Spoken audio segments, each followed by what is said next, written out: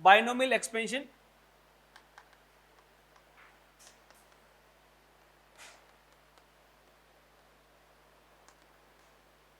x plus y raise to the power n, specially when n is a natural number, ठीक है ना।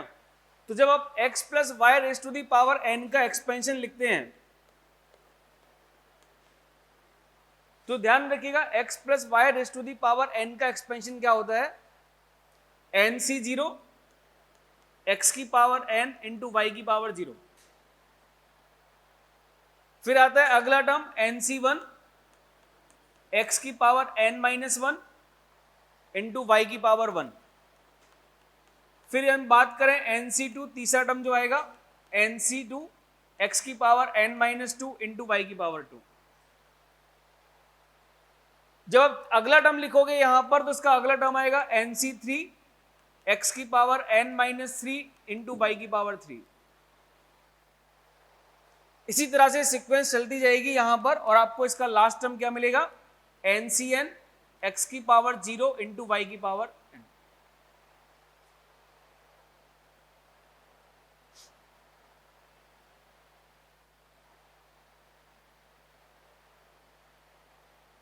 ये जो बाइनोमियल एक्सपेंशन लिखा है ना, ये x और y की सभी वैल्यूज के लिए ट्रू है।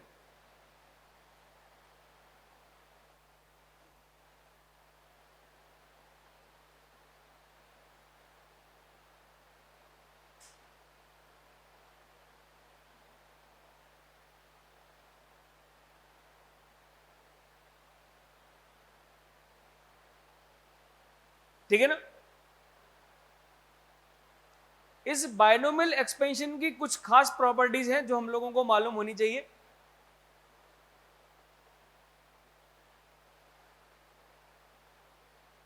जैसे कि यदि मैं बात करूं इस बाइनोमियल एक्सपेंशन के बारे में तो इसकी देखो प्रॉपर्टी क्या क्या आती है। सबसे पहले तो देखो पहला पॉइंट इसमें,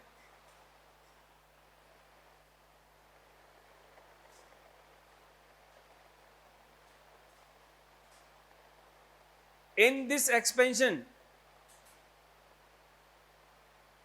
nc0 nc1 nc2 up to ncn nc0 nc1 nc2 up to ncn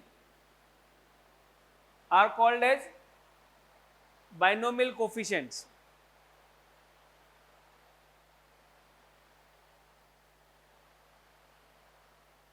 are called as binomial coefficient। सही है ना।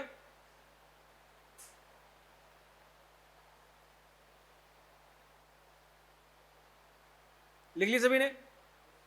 Next point,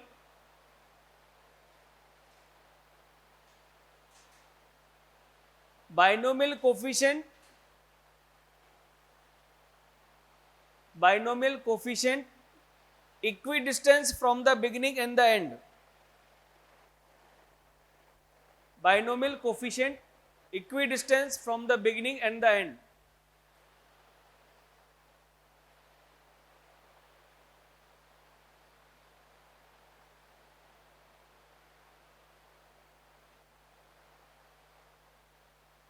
are equal। Binomial coefficient equidistance from the beginning and the end are equal. मतलब कहने का आगे से rth term और पीछे से rth टर्म दोनों का बाइनोमियल कोफिशिएंट सेम मिलेगा। ठीक है ना। ये होता है ना तरीका, आगे से फर्स्ट टर्म का बाइनोमियल कोफिशिएंट और पीछे से फर्स्ट टर्म का कोफिशिएंट दोनों की वैल्यू सेम होती है। आगे से सेकंड टर्म का बाइनोमियल कोफिशिएंट पीछे से सेकंड टर्म का बाइनोमियल कोफिशिएंट दोनों की वैल्यू बराबर होती है, बिकॉज एनसीआर इक्वल होता है एनसीएन माइनस आर के। सही है। Next point,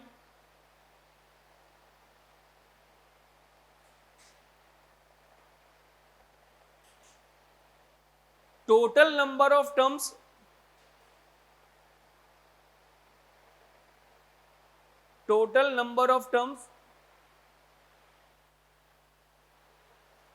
in the expansion x plus y raised to the power n total number of terms in the expansion x plus y raised to the power n is कितनी मिलेंगी? n plus 1, ठीक है ना। nc 0 से counting start करके nc n तक जा रहे हैं, तो नंबर ऑफ टर्म्स कितनी मिलेंगी यहां पर? n plus 1। जैसे x प्लस वाई का स्क्वायर देखते हो तो स्क्वायर में 3 टर्म आती हैं, क्यूब करते हैं तो 4 टर्म आती हैं, पावर 4 करते हैं तो 5 डिस्टिंक्ट टर्म आती हैं। तो पावर n कैलकुलेट करोगे तो नंबर ऑफ डिस्टिंक्ट टर्म्स कितनी आएंगी? n प्लस 1, एक ज्यादा आती है, ठीक है। Next property,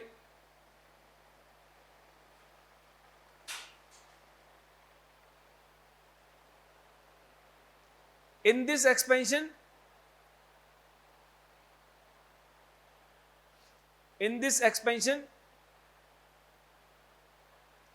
power of x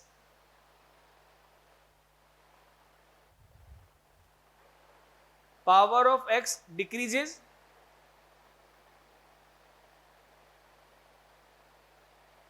while the power of y is increases, while the power of y increases। आप देख सकते हैं x की पावर डिक्रीज हो रही है, पहले n है, फिर n माइनस 1 है, फिर n माइनस 2 है, फिर n माइनस 3 है। y की पावर इंक्रीज हो रही है, पहले 0 है, फिर 1 है, फिर 2 है, फिर 3 है, फिर 4 है, ठीक है। So the power of x decreases while the power of y increases such that in each term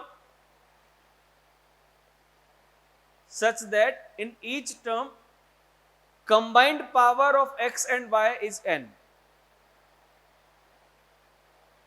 such that combined power of x and y is n।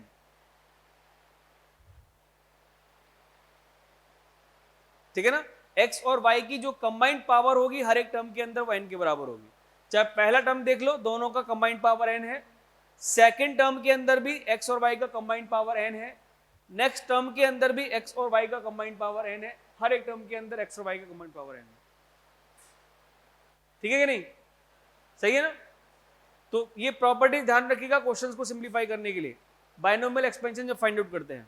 Next property लिखो,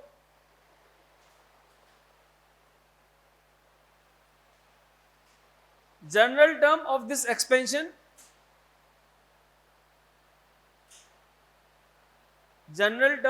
एक्सपेंशन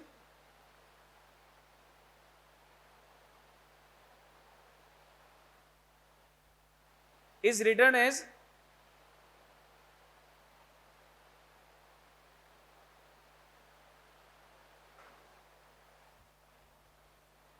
जनरल टर्म जब लिखते हैं ना तो ध्यान देना, यहां पर लिखते हैं r प्लस 1th टर्म, और r प्लस 1th टर्म क्या होता है इसका?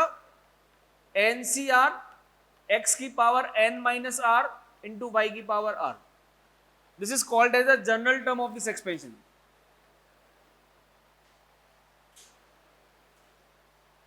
जब यहां पर r plus 1th term find out करोगे तो ध्यान देना यहां पर r आएगा, या यहां पर r होगा तो यहां पर क्या आएगा? r plus 1।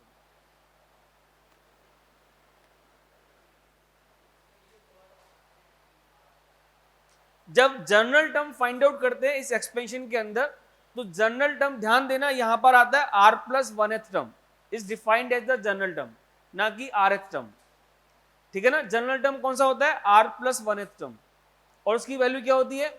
NCR x की power n minus r into y की पावर। जब आप r plus 1th term find out करोगे तो ध्यान देना करेस्पॉन्डिंग बाइनोमियल कोफिशिएंट में जो r की वैल्यू आएगी वो यहां से एक कम आएगी। जैसे कि मान लो कि आप 5वां टर्म फाइंड आउट कर रहे हो, तो ध्यान देना यदि 5वां टर्म फाइंड आउट कर रहे हो तो यहां पर क्या लिखना है? r, एक वैल्यू घटा के लिखनी है, ठीक है ना, क्योंकि r प्लस 1 है यहां पर 5, तो r की वैल्यू कितनी हो जाएगी? 4 के बराबर। x की power n minus 4 into y की पावर 4। r की जो वैल्यू मिलेगी वो यहां पर एक घटा के मिलेगी। चाहो तो आप देख सकते हो, ये पहला टर्म है, ये दूसरा टर्म है, ये तीसरा टर्म है, ये चौथा टर्म है, तो पांचवा जो टर्म आएगा वो यही आएगा, NC4 x की पावर n-4 y की पावर 4, है कि नहीं? सही है। तो जो जनरल टर्म होती है ना एक्सपेंशन की, काफी इंपॉर्टेंट होती है। इस बाइनोमियल एक्सपेंशन का जो जनरल टर्म आता है वो आता है NCR x की पावर n-r इंटू y की पावर r, ठीक है ना? तो यदि आपको इस एक्सपेंशन का जनरल टर्म पता है तो ध्यान देना, यहां पर अगला जो प्रॉपर्टी निकल कर आता है वो क्या आता है, यदि आप इस जनरल टर्म के अंदर r की जगह 0 पुट करते हैं तो आप मैच कर सकते हैं। पहला टर्म क्या आएगा, NC0 x की पावर n-0 इंटू y की power 0, that is called as the first term T1। r की जगह पर जब 1 पुट करोगे तो आपको इसका दूसरा टर्म मिलेगा T2, that is NC1 x की पावर n-1 इंटू y की पावर 1। तो जो जनरल टर्म हमने लिखा है, ये जनरल टर्म की हेल्प से आप इस सीक्वेंस को डिफाइन कर सकते हैं, है कि नहीं? ठीक है ना? तो अगला प्रॉपर्टी क्या होता है यहां पर, नोट कर लो। यदि सीक्वेंस का जनरल टर्म आपको पता है तो ध्यान देना, this expansion can also be written as sigma r is equal to 0 से लेके n तक NCR x की पावर n-r इंटू y की पावर r। r की जगह 0 पुट करोगे पहला टर्म, r की जगह 1 पुट करोगे दूसरा टर्म, r की जगह पर 2 पुट करोगे तीसरा टर्म, n पुट करोगे तो last term. x plus y की पावर n जो एक्सपेंशन होता है उसको सिग्मा की फॉर्म में इस तरह से लिख सकते हैं। अब देखो, जैसे कि चूंकि हम लोग जानते हैं कि जो एक्सपेंशन है ये x और y की सभी वैल्यूज के लिए ट्रू है, तो आप देखो कि यदि आप कभी भी एक्सपेंशन फाइंड आउट करना चाहते हैं किसी भी हायर पावर्स के लिए तो उसको फाइंड आउट करना बहुत आसान होता है। जैसे कि मान लो आपको फाइंड आउट करना है x प्लस वाई का होल क्यूब कितना आएगा, तो डायरेक्टली लिख सकते हो। कैसे, 3c0 x की पावर 3, 3c1 x की पावर घटाते जाओ y की पावर बढ़ाते जाओ, 3c2 x की पावर 1 y की पावर 2 और फिर 3c3 y की पावर 3। एक्सपेंशन हो जाएगा, 4 टर्म आएंगे इसमें। 3c0 और 3c3 इन दोनों की वैल्यू बराबर आएगी 1 के बराबर, क्योंकि NC0 और NCN दोनों की वैल्यू 1 होती है कि नहीं? और आपको पता है NCR NCN-1 या NC1 की वैल्यू कितनी आती है, 3c1 की वैल्यू और 3c2 की वैल्यू दोनों की वैल्यू बराबर होगी। आपको याद होगा NC1 की वैल्यू n के बराबर होती है, तो 3c1 की वैल्यू और 3c2 की वैल्यू बराबर होगी 3 के बराबर। तो यदि आपको ये बाइनोमियल कोफिशिएंट की वैल्यू याद है तो आप इसका एक्सपेंशन डायरेक्टली लिख सकते हैं। क्या आएगा, आपको फॉर्मूला याद ना भी रहे ना तो आप फाइंड आउट कर पाएंगे आंसर कितना आ रहा है।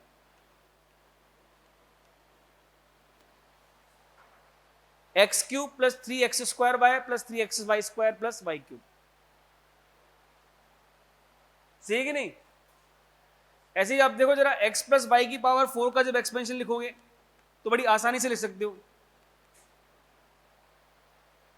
x प्लस वाई की पावर 4 का एक्सपेंशन क्या लिखेंगे, x की पावर घटाते जाना y की पावर बढ़ाते जाना, 4c1 x की पावर 3 y की power 1, 4c2 x square into y square, फिर 4c3 x की पावर 1 इंटू वाई की पावर 3 और फिर 4c4 x की पावर 0 y की पावर 4। कितनी टर्म आई यहां पर, 5 टर्म, मतलब नंबर ऑफ टर्म्स कितनी आई, n+1।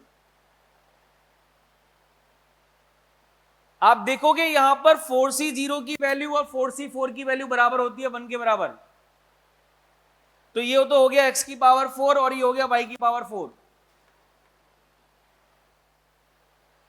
सेम इसी तरह से NC1 की वैल्यू और NCN-1 इन दोनों की वैल्यू बराबर मिलेगी। NC1 की वैल्यू कितनी होती है, n के बराबर, तो 4c1 की वैल्यू और 4c3 की वैल्यू क्या होगी, 4 के बराबर, तो ये बन जाएगा 4x क्यूब और यहां बन जाएगा कितना, 4 टाइम्स x y क्यूब।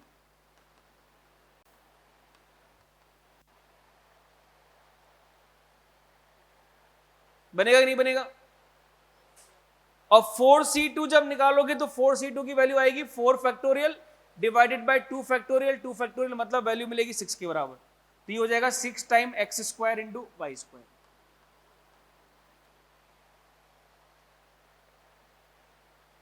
तो इस तरह से आप वैल्यू बहुत आसानी से फाइंड आउट कर सकते हैं। आपको यदि x प्लस वाई की पावर 4 पूछा जाए या आपसे x प्लस वाई की पावर 5 पूछा जाए, कितना आ रहा है,